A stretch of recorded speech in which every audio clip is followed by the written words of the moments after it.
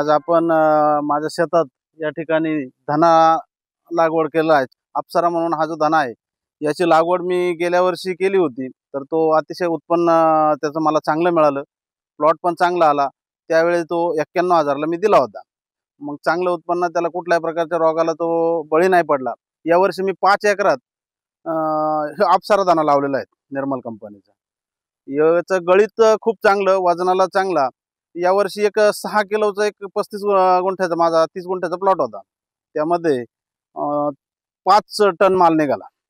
साहेब याची काडी खूप चांगली आहे, याचं उत्पन्न खूप चांगलं आहे आणि रोगाला बळी पडत नाही। याच्यावरचा जो करपा टाका जो आजार आहे तो या वाणाला जरा कमी आहे, या जातीला कमी आहे आणि त्याचं उत्पन्न पण खूप चांगलं मिळालं। त्याच्यासाठी त्यांनी मला एक बायोसंजीवनी म्हणून आणि रायझामिका एक बुरशीनाशक दिलं होतं की जे जमिनीतून चालतं। आता या वावरात आपण उभे आहोत, याच्यात सुरुवातीला एक प्लॉट काढून गेलेला आहे, तो मी 41,000 ला दिला होता।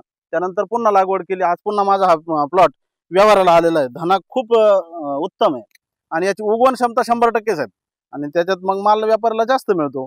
म्हणजे याला मागणी मार्केटमध्ये जास्त आहे। त्याच्या पानाचा कलर जी काळोखी व्यापाराला पाहिजे हे 30 दिवसात व्यवहाराला येतं आणि 35 ते 40 दिवसात वावरातून बाहेर होतं। इतर वाण पण मी केले, काही वाणांना 45 दिवस लागतात, 48 दिवस लागतात। हा वाण 45 दिवसाच्या आत वावराच्या बाहेर निघून जातो आणि याला वास जो गावठी कोथिंबीरला जसा वास असतो तसा या वाणाला वास खूप चांगला आहे आणि काडी जाड होते, फुटवा खूप चांगला आहे याचा। इतर वाणांच्या तुलनेत हा वाण अतिशय उत्तम। मी म्हणतो मी 4 ते 5 वर्ष गेली करतोय, आजही 5 एकरात आहेत, पण आज मात्र 5 एकरात पूर्णपणे अप्सराचे।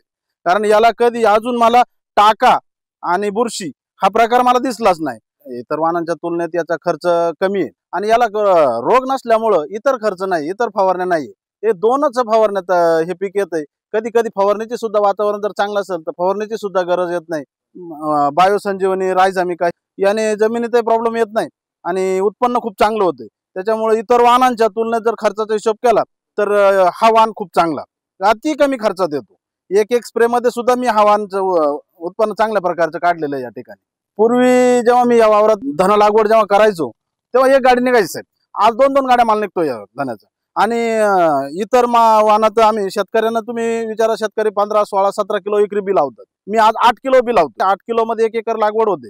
आता एक 30 गुंठ्याचा प्लॉट साहेब माझा गेला, 6 किलो बी होतं। 6 किलो मध्ये 5 टन माल, 2.5 पिकअप माल लोड निघाला। म्हणजे इतर वाणांच्या तुलनेत बी कमी लागते, म्हणजे तो खर्च कमी होतोय, लागवडीचाही खर्च कमी होतोय आणि उत्पन्न डबल होतंय। त्यामुळे शेतकऱ्यांनी अवश्य करावं आणि या अप्सरा धना लावून जास्तीत जास्त उत्पन्न घ्यावं।